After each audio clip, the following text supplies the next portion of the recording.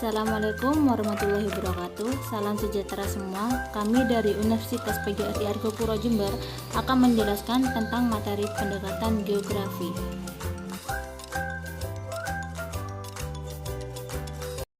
Apa sih geografi itu? Geografi untuk pertama kalinya diperkenalkan oleh Eratosthenes pada abad pertama. Menurut Eratosthenes, geografi berasal dari kata geographic yang berarti penulisan atau penggambaran mengenai bumi. Geografi berasal dari kata geografen. Geo artinya bumi, grafen artinya deskripsi atau gambaran. Objek ilmu geografi dibagi dua, yaitu ada objek material dan objek formal. Objek material tersusun dari atmosfer, hidrosfer, litosfer, biosfer, dan antroposfer. Objek formal merupakan cara pandang dan pendekatan di dalam pengkajian objek material geosfer. Kita bisa lihat di situ ada fenomena geosfer yang terjadi di atmosfer.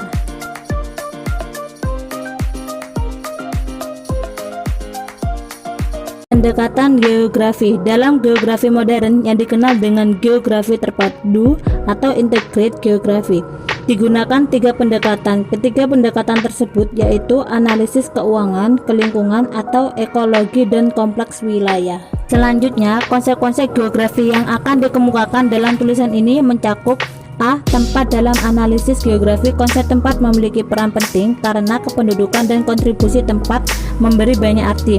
Yang B. Sensus penduduk. Sensus penduduk merupakan suatu konsep geografi sosial yang jika dilihat dari sejarah aktivitasnya.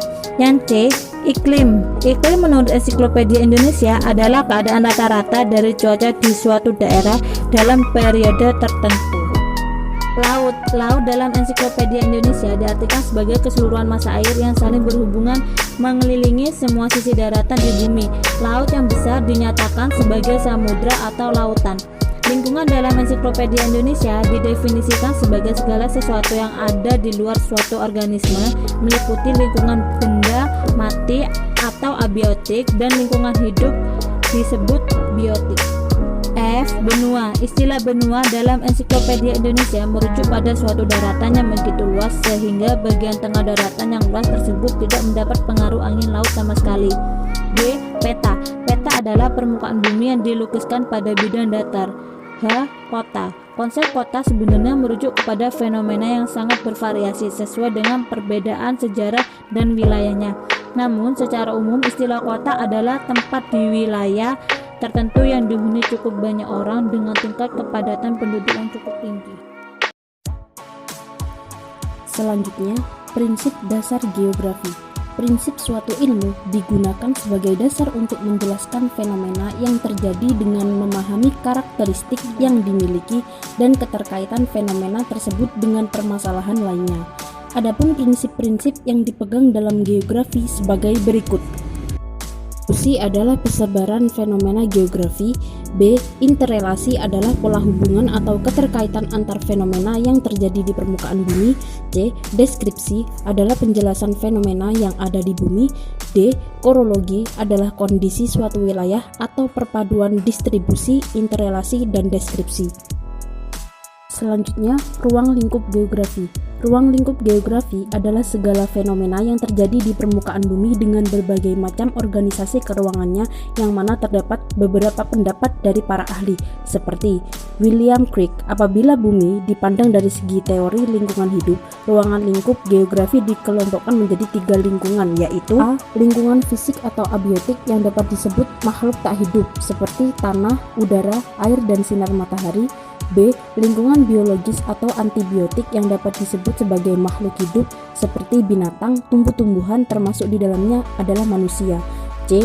Lingkungan sosial yang dapat disebut tindakan atau aktivitas manusia baik dalam hubungannya dengan lingkungan alam maupun antar manusia. Pada umumnya, ruang lingkup geografi dibedakan menjadi kajian fisik atau gejala-gejala yang terjadi di bumi, kajian sosial atau kehidupan manusia terhadap lingkungannya, kajian regional, atau mempelajari tentang suatu fenomena yang terjadi pada suatu wilayah tertentu. Sejarah geografi diawali dari pengenalan manusia terhadap alam lingkungannya, baik mendukung atau tidak, yang mana bangsa Yunani lah pertama dikenal secara aktif menjelajahi geografi sebagai ilmu dan filosofi dengan beberapa pemikiran utamanya.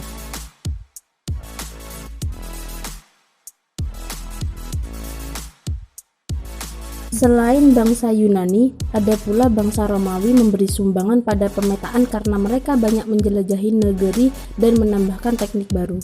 Setelah abad ke-18, geografi mulai dikenal sebagai disiplin ilmu yang lengkap dan menjadi bagian dari kurikulum di universitas di Eropa.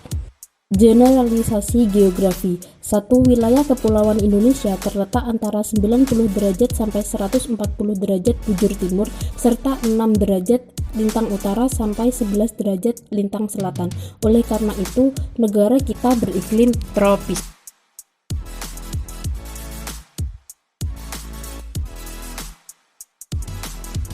Dua, wilayah Indonesia yang terletak antara dua benua dan dua samudra menyebabkan wilayah Indonesia beriklim muson atau musim. 3. Indonesia merupakan daerah yang memiliki potensi gempa bumi sebagai akibat dari adanya gerakan lempeng-lempeng.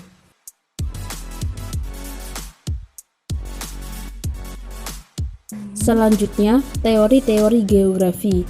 Pertama, teori ledakan penduduk oleh Thomas Robert Malthus.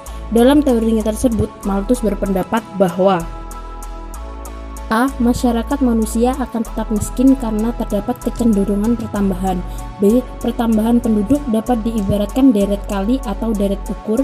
C. Melalui tindakan pantang seksual atau pantang kawin, perang, bahaya kelaparan, dan bencana alam.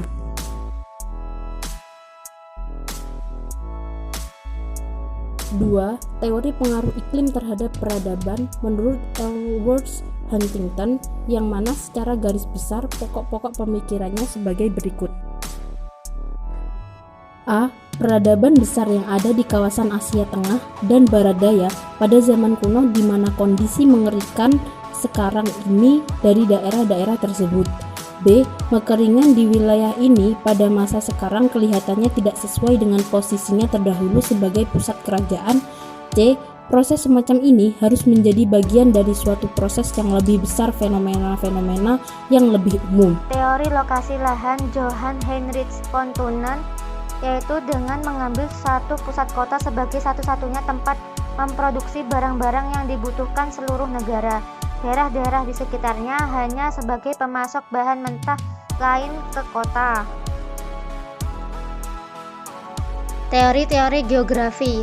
4. Teori daya sentrifugal dan sentripetal.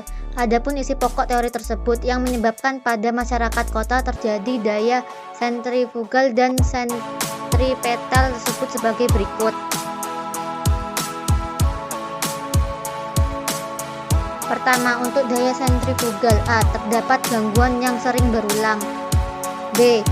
Dalam pengembangan industri modern dan besar-besaran memerlukan lahan-lahan relatif luas serta menjamin kelancaran transportasi dan lalu lintas. C. Harga sewa atau beli tanah di pinggir atau luar kota jauh lebih murah daripada di kota. Yang kedua yaitu daya sentripetal. A. Memiliki tempat-tempat di pusat kota yang strategis. B. Berbagai perusahaan dan bisnis biasanya lebih menyukai lokasi-lokasi apakah itu dekat stasiun kereta api, pelabuhan, dan lain-lain. C. Dalam dunia bisnis lebih menyukai dan berkecenderungan adanya konsentrasi penjual jasa. 5. Teori kota konsentris. Inti teori kota konsentris ialah